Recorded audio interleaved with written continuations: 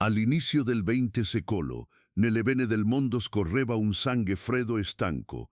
Le chiese d'Europa ed America erano spesso sfarzosi mausolei della fede, edifici di pietra riempiti con le ossa di una passione passata.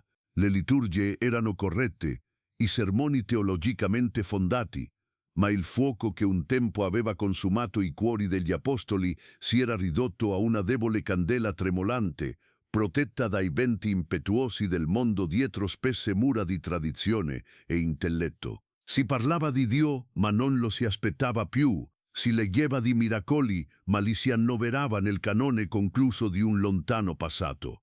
L'aria era piena dell'odore di carta vecchia e incenso freddo, ma non del profumo del cielo. In mezzo a questo crepuscolo spirituale, nella Svezia rurale, viveva un uomo comune come la terra che lavorava. Il suo nome era Gunnar Wingren. Non era uno studioso, né un aristocratico, né un uomo di alto rango. Era un giardiniere e predicatore laico in una piccola comunità battista.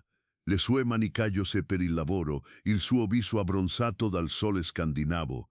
Era un uomo semplice, fedele in ciò che conosceva, ma nella sua anima bruciava una sacra insoddisfazione. Nella sua Bibbia consumata leggeva di un libro degli atti pieno di potenza, di miracoli, di una chiesa audace e inarrestabile piena della presenza dello Spirito Santo. E quando guardava i volti dei suoi contemporanei, rispettosi, dignitosi, ma privi di quella luce soprannaturale, un domanda urlava dentro di lui: Signore, dov'è il Dio di Elia? Dov'è il fuoco della Pentecoste? Mentre il mondo si occupava dei suoi affari e la Chiesa persisteva nel suo sonno ordinato, Dio nel segreto preparava un vaso. Wingren era improbabile, non possedeva una retorica impressionante, né una formazione strategica, ma possedeva qualcosa che agli occhi del cielo era infinitamente più prezioso, uno spirito profondamente affamato e spezzato. Nelle lunghe e fredde notti svedesi piegava le ginocchia sul pavimento di legno della sua stanza, non con preghiere formali, ma con un sospiro che proveniva dalle profondità della sua anima.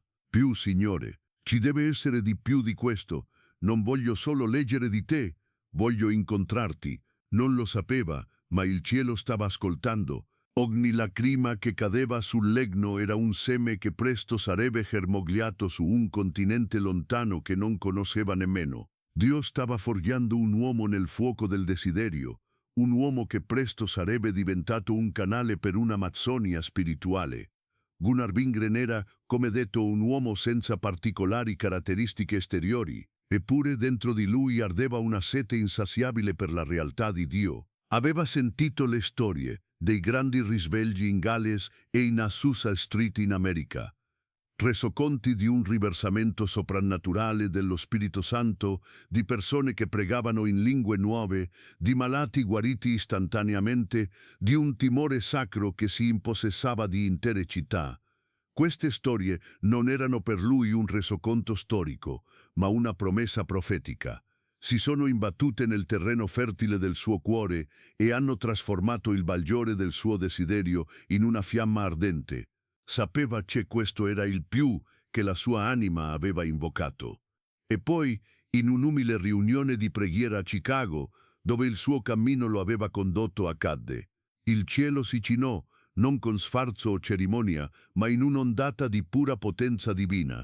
Non si trattava di un assenso intellettuale a una dottrina, era un'invasione. Immaginate una stanza che improvvisamente non è più riempita solo di aria, ma di una presenza palpabile ed elettrica. Una santità così pura e così pesante da costringerti in ginocchio, con il viso a terra. L'aria divenne densa come il miele, pesante di gloria. Per Gunnar Wingren fu come se il soffitto della stanza scomparisse e lui stesse guardando direttamente nella sala del trono di Dio. L'esperienza non iniziò con un rumore, ma con una profonda rottura interiore. Ogni fibra del suo essere fu esposta alla luce penetrante della santità di Dio. Non vide solo la propria inadeguatezza, la sentì come un divario insormontabile. Le lacrime gli scorrevano sul viso, non per tristezza, ma per una travolgente miscela di riverenza e rimorso. Era il momento in cui l'uomo mortale incontra il Dio immortale senza veli. E in quel momento di totale abbandono di sé, quando non aveva più nulla da offrire se non il suo cuore spezzato, arrivò la risposta. Un fuoco, liquido eppure invisibile, lo pervase. Iniziò nel suo intimo e si diffuse come un'onda di oro liquido che invase ogni cellula del suo corpo. Non era un fuoco distruttivo, ma purificatore sì, un tonificante. Una forza così potente eppure così personale lo riempì fino a fargli credere che sarebbe esploso. E poi accadde l'indicibile. La sua lingua, che fino ad allora conosceva solo le parole della sua lingua madre svedese, cominciò a muoversi, spinta da una nuova fonte. Suoni sillave, una lingua fluida e celeste sgorgarono dalla sua bocca, parole che non erano formate dalla sua mente, ma dal suo spirito, che era in diretta comunione con lo Spirito di Dio. Era la preghiera del cielo che fluiva attraverso un vaso terreno. In quel momento Gunnar Wingren fu battezzato di nuovo, non solo in acqua, ma in Spirito Santo e fuoco. Quando si alzò da quel tappeto di lacrime e gloria, era un uomo diverso. I suoi occhi portavano una luce diversa. La sua voce aveva un suono diverso. Il mondo vedeva ancora un semplice giardiniere, ma il cielo vedeva un ambasciatore autorizzato, segnato dal sigillo del fuoco. Da quel giorno in poi, Gunnar Wingren fu un uomo che portava con sé un'atmosfera diversa. Era come se l'incontro nella stanza di preghiera avesse lasciato uno strappo nella cortina tra il cielo e la terra, e attraverso questo strappo la presenza di Dio fluisse costantemente nel suo ambiente circostante. Quando entrava in una stanza, la temperatura spirituale cambiava. Le persone invischiate nel peccato si sentivano improvvisamente a disagio, non perché le giudicasse, la sua natura era gentile, ma perché la luce in lui rivelava l'oscurità in loro. Uomini orgogliosi diventavano umili, lingue beffarde tacevano. Ci sono resoconti di quel periodo che sono difficili da credere. Nelle riunioni, ancor prima che Wingren iniziasse a predicare, le persone cadevano in ginocchio sotto la convinzione dello Spirito Santo e cominciavano a confessare i loro peccati. Una volta era semplicemente seduto in uno scompartimento del treno, immerso nella preghiera, e un uomo d'affari incallito seduto di fronte a lui cominciò a piangere incontrollabilmente, senza una ragione apparente.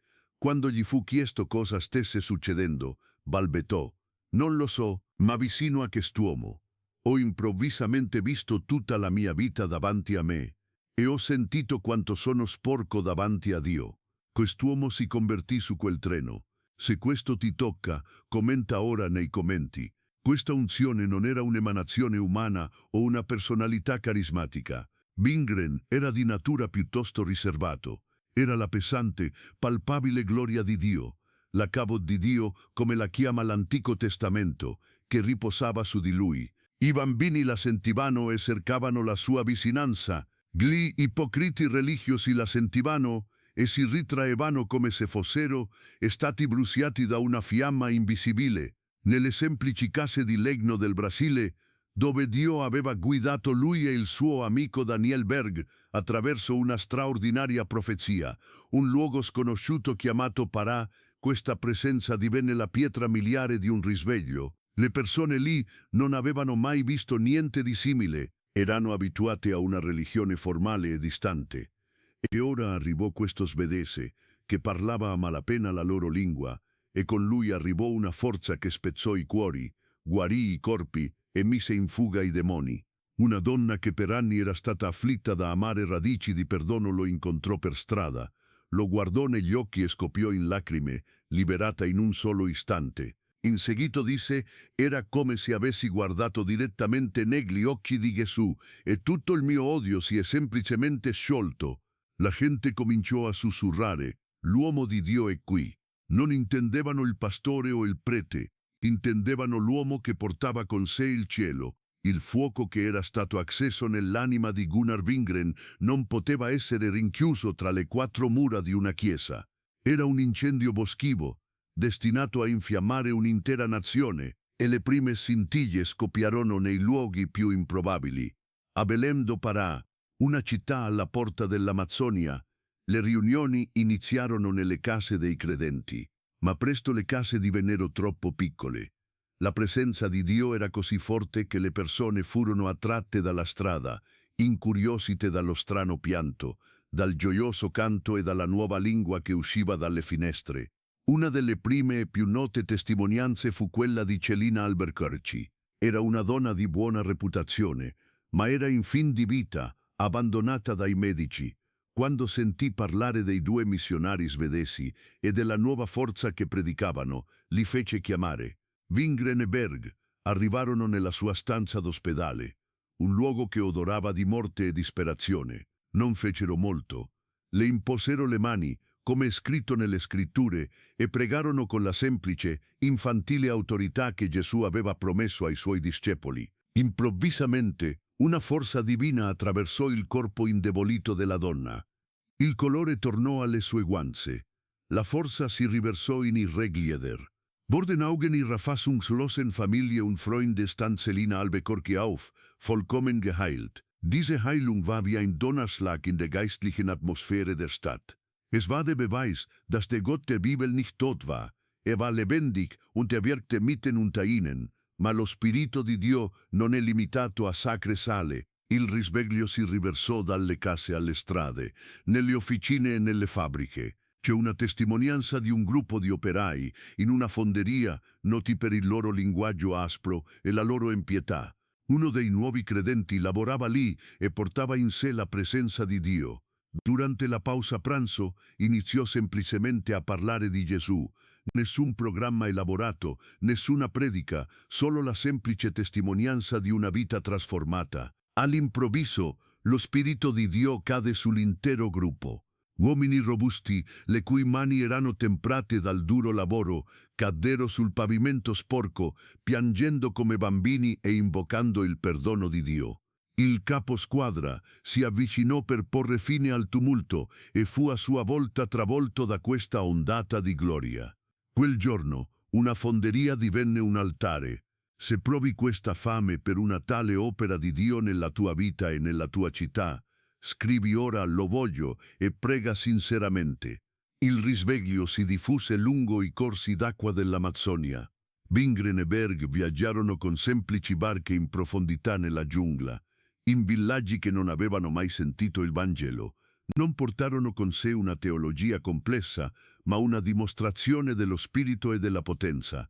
In un villaggio dominato dalla stregoneria e dalla paura degli spiriti maligni, lo sciamano locale li sfidò. Wingren non lo affrontò con arroganza, ma con una silenziosa autorità.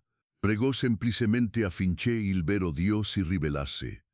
In quel momento, un uomo che era stato tormentato da anni, da uno spirito muto, fu liberato e cominciò a lodare Dio a gran voce. Lo sciamano fu sconfitto, non con argomentazioni, ma con una visibile dimostrazione di potenza. Interi villaggi si convertirono a Cristo quel giorno. Videro che la potenza di Gesù era infinitamente maggiore delle potenze delle tenebre che li avevano tenuti prigionieri per così tanto tempo. Condividi questo messaggio con qualcuno che ha bisogno di essere risvegliato. Queste scene si ripeterono più e più volte. Nei boschi, sotto il cielo stellato, la gente si riuniva per ascoltare la parola di Dio. Non c'erano organi né banchi.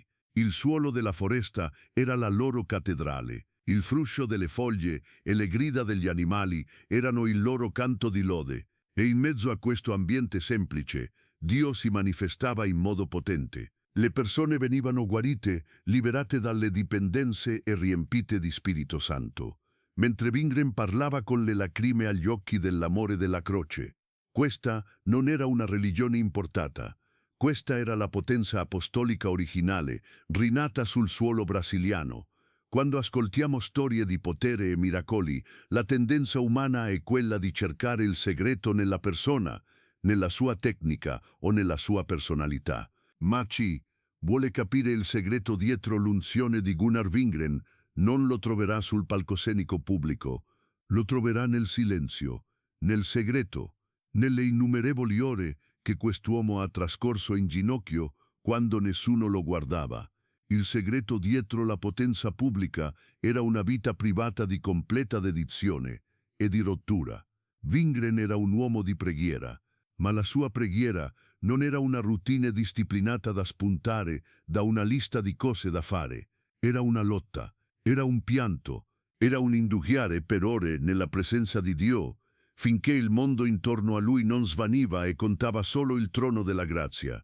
I suoi collaboratori riferirono di essersi spesso svegliati nel cuore della notte e di averlo sentito pregare nella stanza accanto, non a voce alta, ma con un gemito e un sospiro silenzioso e intenso, come se portasse il peso delle anime perdute del Brasile sulle proprie spalle. Pregava finché le ginocchia non gli facevano male e il pavimento sotto di lui non era bagnato di lacrime. Non credeva nel parlare della preghiera, credeva nel pregare. Insegnava un uomo in ginocchio e più temibile per l'inferno di un intero esercito in piedi, e visse questa verità. Inseparabile dalla sua vita di preghiera era il digiuno e una vita di santificazione. Wingren capì che l'autorità spirituale non è a buon mercato. Costa qualcosa. Costa la volontà di crocifiggere i desideri della carne, rifiutare le distrazioni del mondo e offrire la propria vita come sacrificio vivente. Digiunava spesso, a volte per giorni, non per costringere Dio a fare qualcosa, ma per ridurre al silenzio la propria carne, in modo da poter sentire la voce dello Spirito poteva sentire più chiaramente. Questa disciplina affinò i suoi sensi spirituali e lo rese un canale puro attraverso il quale Dio poteva fluire. La sua vita era caratterizzata dalla rottura.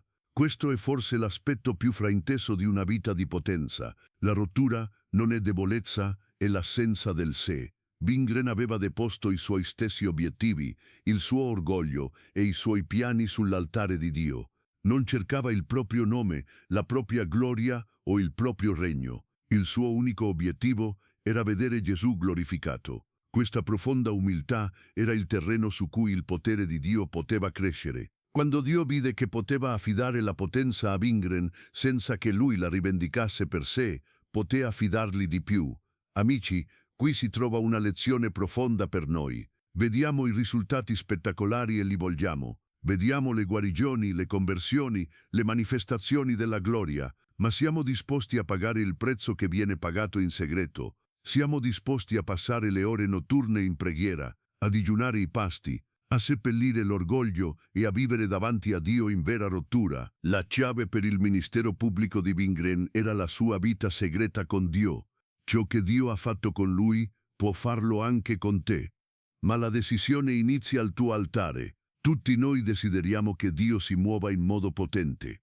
Ascoltiamo queste storie del passato e i nostri cuori ardono, ma spesso non sappiamo da dove cominciare. Forse è il momento di tornare ai vecchi sentieri, alle fonti di potenza dimenticate. Se vuoi ascoltare altre storie come queste, che non solo informano, ma accendono la tua fede e ti sfidano, allora ti invito ad iscriverti subito a questo canale e ad attivare la campanella. Siamo in un viaggio per riscoprire le chiavi perdute del risveglio e vogliamo che tu ne faccia parte, perché ogni storia è un seme che, se cade sul terreno giusto, può generare un nuovo movimento di Dio. Ovunque cada il fuoco divino, proietta anche profonde ombre di opposizione. È una legge spirituale immutabile.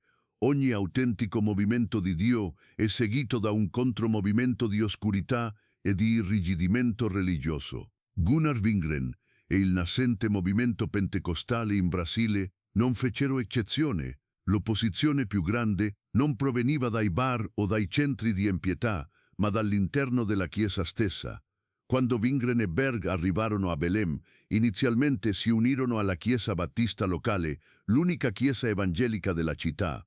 Erano fratelli nella fede, ma quando iniziarono a raccontare della loro esperienza del battesimo nello Spirito Santo, e quando le manifestazioni soprannaturali, parlare in lingue, guarigioni, profezie, iniziarono a verificarsi nelle riunioni di preghiera, incontrarono un muro di sfiducia e paura. I leader stabiliti, formati in una teologia priva dell'immediata potenza dello Spirito, lo vedevano come disordine, come fanatismo, persino come inganno demoniaco.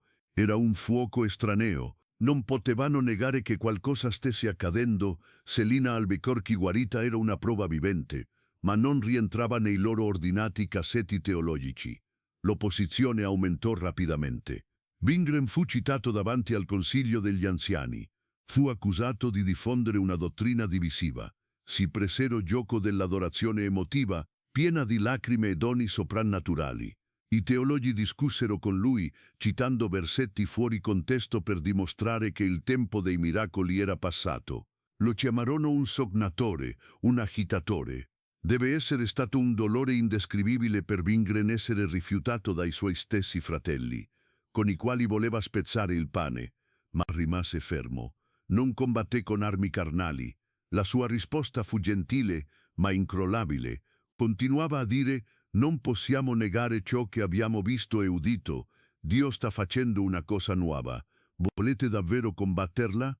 Alla fine arrivò il giorno della decisione.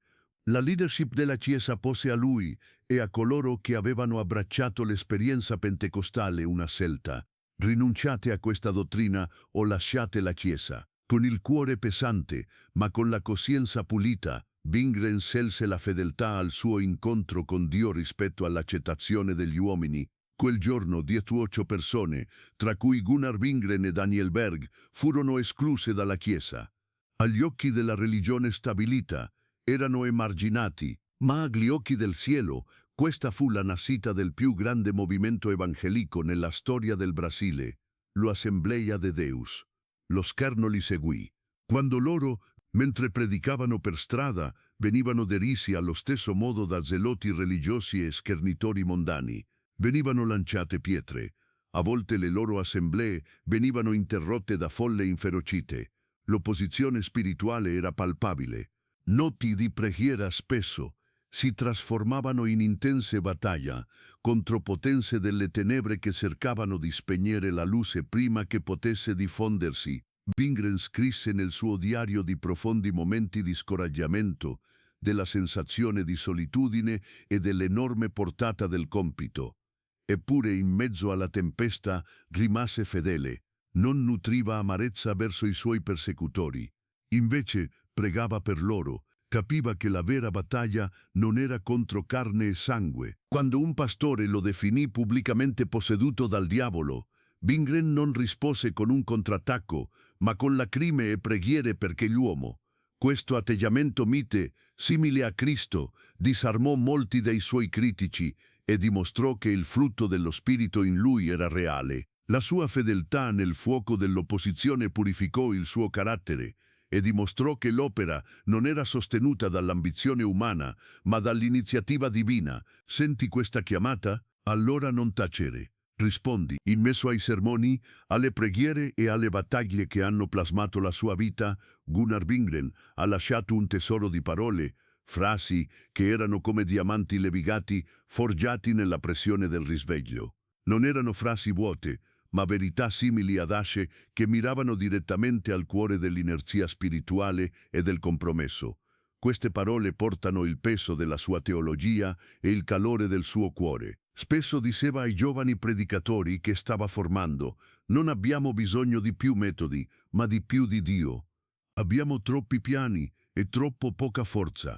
Smettiamo di costruire la Chiesa con la saggezza umana e iniziamo a rimanere in ginocchio finché il cielo non la costruisce. Questa affermazione era un attacco diretto alla crescente tendenza a risolvere i problemi spirituali con strategie mondane. Per Wingren, l'unica strategia era la resa allo Spirito Santo. Nei momenti in cui la persecuzione era feroce e i credenti erano tentati di perdere coraggio, si alzava e dichiarava con voce calma ma ferma: un cristiano che non è perseguitato dovrebbe controllare la sua conversione. La luce sarà sempre odiata dalle tenebre. Rallegratevi quando vi scherniscono, perché questo è il segno che non appartenete più a questo mondo. Insegnava alle persone a considerare la persecuzione non come una sconfitta, ma come un segno d'onore, come prova della loro appartenenza a Cristo. Aveva una visione intransigente della potenza del Vangelo. Predicava: il Vangelo non è un buon consiglio, è una buona notizia. Non è lì per rendere buone le persone cattive, ma per far vivere le persone morte. Non predicate di psicologia, predicate del sangue di Gesù. Aborriva un Vangelo diluito e incentrato sull'uomo che abbelliva il peccato e privava la croce della sua potenza. Per lui, il messaggio della croce era l'unica speranza per l'umanità e doveva essere proclamato con audacia e chiarezza. Lascia un amen se credi che quest'opera possa ancora accadere oggi. E sulla vita nello Spirito disse forse le sue parole più profonde. Molti vogliono i doni dello Spirito, ma non vogliono il Dio dello Spirito. Vogliono la potenza per lo spettacolo, ma non la santità per la testimonianza. Lo Spirito Santo non verrà per intrattenerti, verrà per cambiarti. E questo cambiamento inizia con un cuore spezzato e una volontà che si arrende. Con ciò riassunse l'inseparabile connessione tra potenza e carattere, tra unzione e santificazione. Mise in guardia da un pentecostalismo superficiale che insegue solo le esperienze, ma trascura una vita di profonda, quotidiana comunione con Cristo. Queste frasi erano più che semplici citazioni, erano i pilastri su cui è stato costruito un intero movimento. Chiamavano le persone a una sequela radicale e intransigente, ricordando loro costantemente che la fonte della loro forza non era in loro stessi, ma in un Cristo crocifisso e risorto che viveva in loro attraverso il suo spirito. La storia di Gunnar Wingren non è la storia di un uomo che ha fondato un'organizzazione. È la storia di come Dio ha usato un uomo semplice e volenteroso per accendere una scintilla che è diventata un incendio divampante. Il piccolo, disprezzato inizio con 18 membri, esclusi a Belém do Pará, divenne il seme dell'odierna Assemblea de Deus in Brasile, una delle più grandi denominazioni pentecostali del mondo con milioni di credenti. La sua eredità è non gli edifici che portano il nome della Chiesa, ma gli innumerevoli cuori che sono stati trasformati per sempre dal messaggio del pieno Vangelo che lui predicava. La fiamma che è stata accesa sull'altare di Wingren continua a bruciare.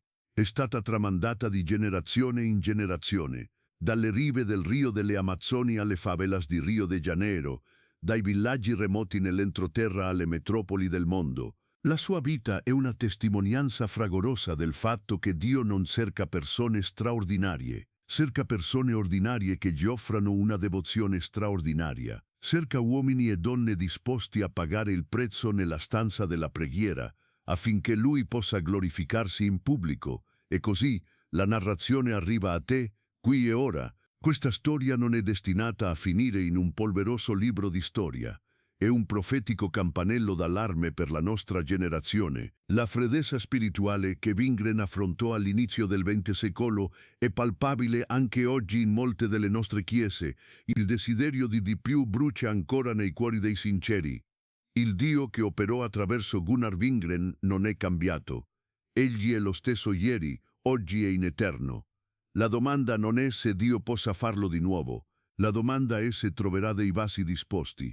Sta cercando i Gunnar di oggi, sta cercando te e sta cercando qualcuno che ne ha abbastanza di una religione formale e senza potenza. Qualcuno che è disposto a mettere tutto sull'altare per sperimentare un incontro autentico con il fuoco dello Spirito Santo. Questo fuoco non è un sentimento, è una persona. E sta aspettando di essere invitato, non solo nella tua chiesa, ma nelle stanze più profonde del tuo cuore. Non vuole solo benedirti, vuole consumarti, vuole trasformarti in una fiaccola vivente che illumina l'oscurità che ti circonda. Senti la chiamata, senti l'attrazione nel tuo spirito. Non è una coincidenza, è un invito divino. La decisione spetta a te. Puoi leggere questa storia, sentirti ispirato per un momento e poi tornare alla tua vita normale, oppure puoi metterti in ginocchio oggi stesso e pronunciare la preghiera della tua vita. Signore, quello che hai fatto allora, fallo di nuovo e inizia in me. Il cielo sta aspettando la tua risposta. Il risveglio che desideri non inizia in uno stadio o in una conferenza. Inizia nel silenzio della tua stanza, con un cuore spezzato e un grido sincero a Dio. L'eredità di Gunnar Wingren non è un monumento da ammirare, ma una staffetta che aspetta di essere afferrata. La prenderai? Correrai? La decisione inizia al tuo altare. Adesso,